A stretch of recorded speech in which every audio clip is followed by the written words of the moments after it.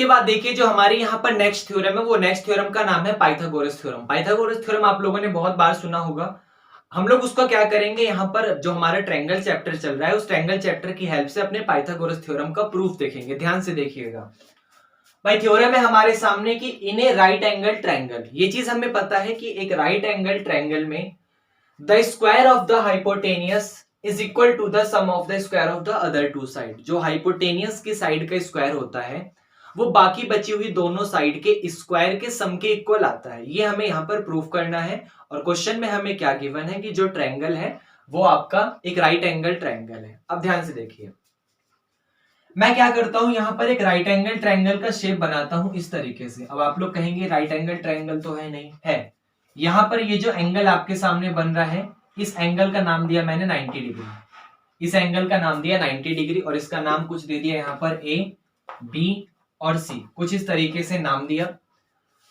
अब आपके सामने यहाँ पे बी पॉइंट पे 90 डिग्री का एंगल बन रहा है, इसका मतलब ये एक राइट एंगल ट्रायंगल है। क्योंकि राइट एंगल ट्रायंगल की एक खास बात होती है, उसका कोई भी एक एंगल 90 डिग्री का होता है तो वो राइट एंगल ट्रायंगल हो जाता है। तो सबसे पहले इस थ्योरम में हमें क्या गिवन है, इसमें हमें गिवन है कि जो आपके सामने ट्रायंगल है वो एक राइट एंगल ट्रायंगल है। मतलब एंगल बी जो है वो आपका 90 डिग्री है।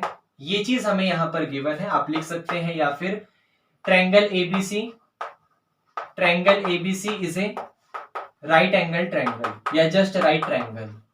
ये आपको समझ आया।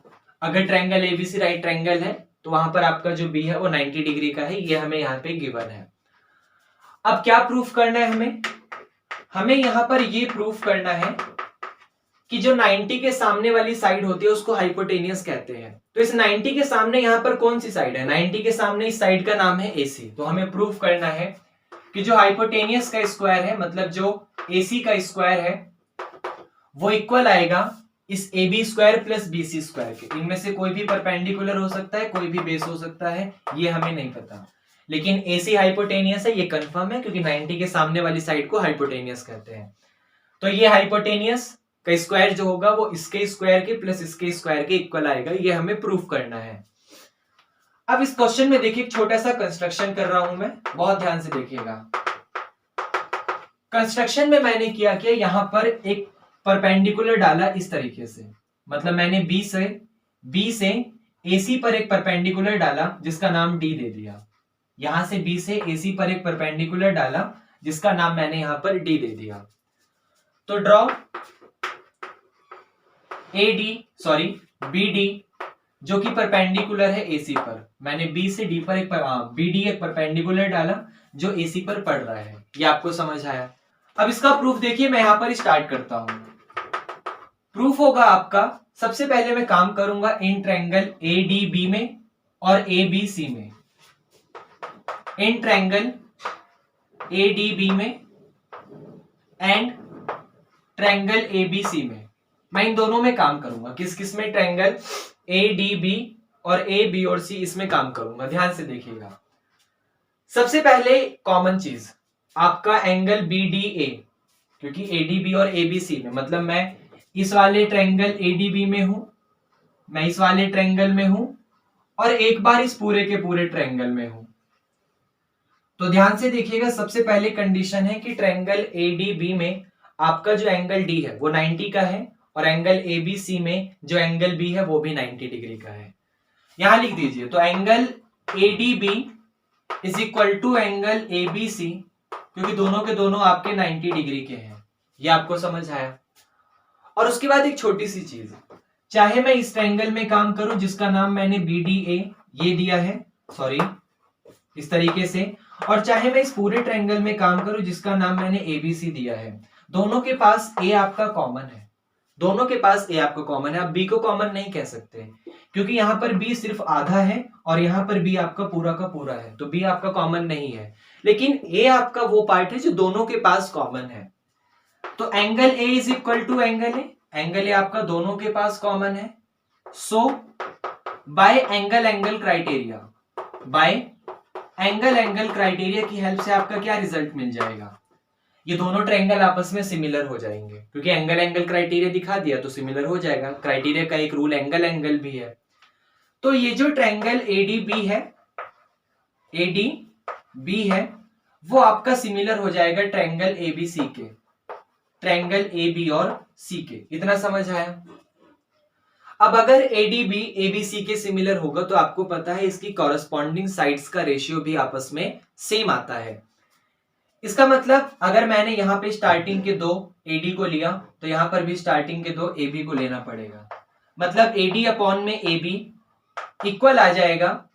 अगर पहले और तीसरे AB को लिया तो यहाँ पर भी पहले और तीसरे AC को लेना पड़ेगा, वो इक्वल आ जाएगा। अगर लास्ट के दो DB को लिया तो यहाँ पर भी लास्ट के दो BC को लेना पड़ेगा। अब यहाँ पर ये तीन आपके पास अलग अलग प्रोपोर्शन जो है रेशियो लिखे हुए हैं, लेकिन मैंने क्या करा इन दोनों में यहाँ पर सिर्फ इन दोनों को चूज करा। क्यों? क्योंकि यहाँ पर ध्यान से देखिए, अगर मैंने इन दोनों को चूज करा मतलब AD अपॉन में AB इज इक्वल टू मैंने AB अपॉन में AC को लिख दिया, तो क्रॉस मल्टीप्लाई की वजह से AB आपका AB स्क्वायर हो जाएगा और वो रिजल्ट इक्वल आ जाएगा AD क्रॉस AC के, वो रिजल्ट इक्वल आ जाएगा AD क्रॉस AC के, और ये मेरा कंडीशन फर्स्ट का काम कर देगा। इतना समझ आया आपको? मैंने क्या करा, सबसे पहले दोनों ट्रायंगल को सिमिलर प्रूफ करा, फिर उनके साइड्स का रेशियो लिया, फिर उन दोनों को इसमें कंबाइन करा ताकि मेरा रिजल्ट कुछ इस तरीके से आ जाए। अब उसके बाद ध्यान से देखिएगा, उसके बाद मैं काम करूंगा यहाँ पर अपने सेकंड वाले पार्ट में। मतलब फिर से एक बार देखिए, इस बार मैंने इधर से काम कर रहा था तो इधर से बोल रहा था, इस बार मैं इधर से काम करूंगा तो इधर से बोलूंगा। मतलब एक बार CB A में और एक बार CD और C में। तो नाउ इन ट्रायंगल CDB